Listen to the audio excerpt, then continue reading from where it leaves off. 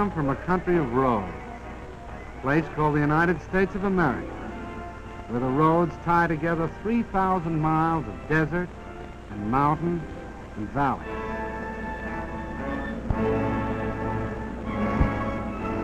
Because of the automobile, Americans who live 100 miles from each other are as close neighbors as the man next door.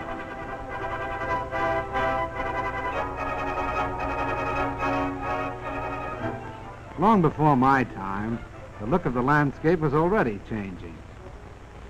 Men were dreaming about new cities of long avenues and wide spaces to live in. These cities were planned. They were even built. But in miniature, only. Because this dream, like every other dream of a free people, was threatened, the men of my country went to war.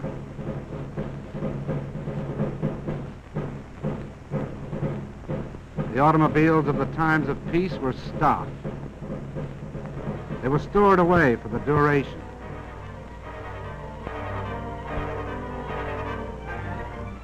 A new kind of Army mule on wheels was needed to keep up with the motor divisions that took to the highway.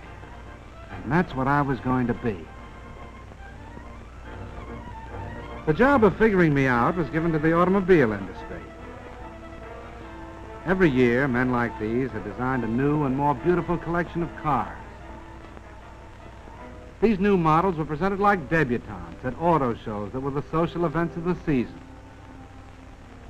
In the hands of these experts, there was no telling just what I might turn out to be. A beautiful sedan, maybe, with all the gadgets and devices.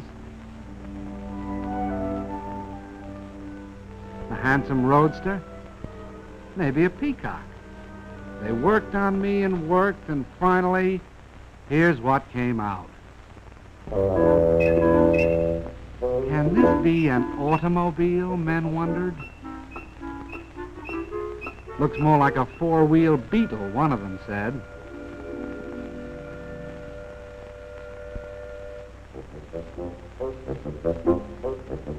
No, I wasn't too proud of myself back there at the start when the Army first looked me over.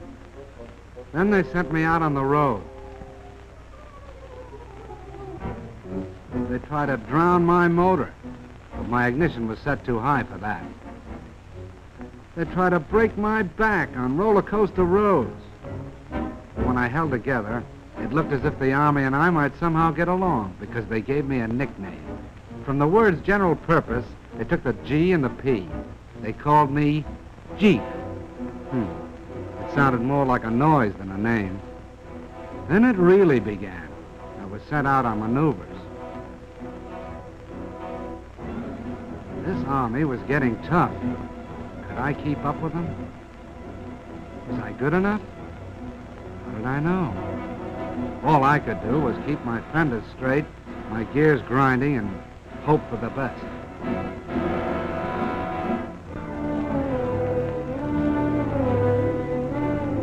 And the things they asked me to do, like rivers, for instance.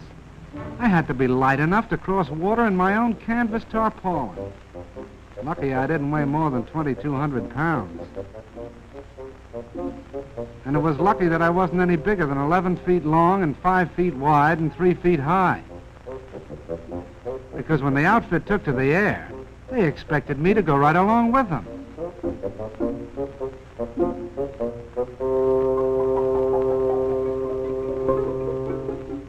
One day it'd be airplanes. The next it'd be a transport glider. And if I wasn't riding in them, I was pulling them up into the sky. Lucky I was 60 horsepower strong.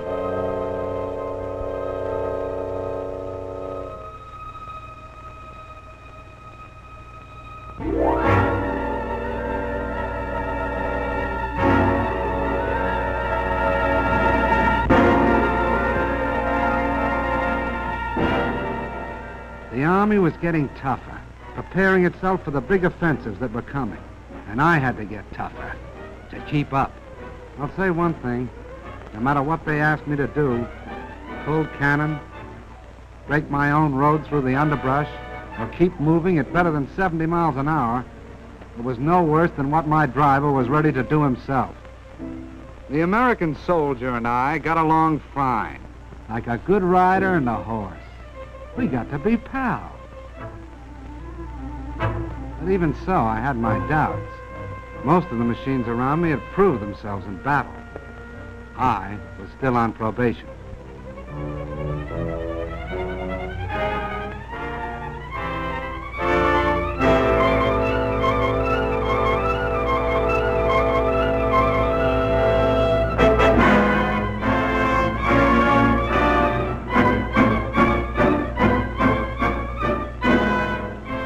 I did about everything a machine could do to stick with that army. I stood up to gunfire and mounted a gun of my own. I laid down smoke to hide the tanks that followed. I helped out wherever I could.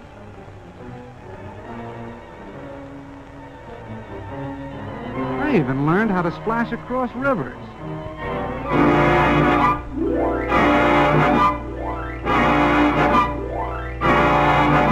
With a boat arrangement built around my middle. But I didn't know yet whether I was accepted until all of a sudden I found myself in mass production. It meant only one thing. I was a success. I was getting turned out 1 every 2 minutes. 30 Jeeps an hour. What do you think of that? All of a sudden, I found that I was a popular kind of character. I was marching right up there in front with the band. I was meeting movie stars, and we went out driving together. We sold war bonds right down the streets of Washington, D.C. itself. I was a success.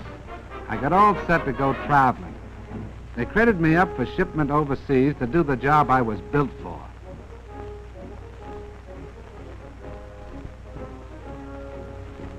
I was sent over by the thousands. And I traveled with the guy I like best, my pal, the soldier. Wherever he goes, I go. And let me tell you, we land together on a lot of different shores.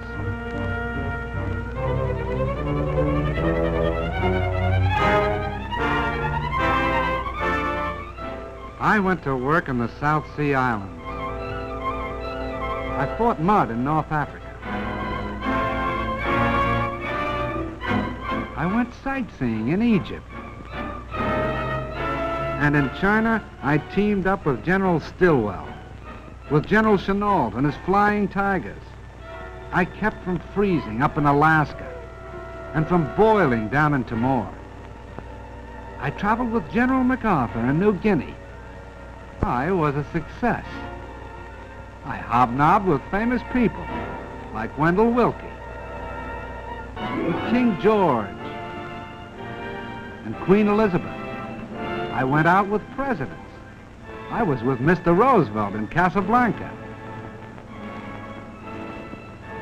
And I was part of the victory in North Africa. I was a success. But the thing that makes me a success most of all is this. I've made a friend. I mean the soldier. Wherever you see one of us, the other won't be far behind. And that goes for now, when we're fighting together, and for after the war, when we'll be building together. Because the rumor is going around that the Jeep is here to stay.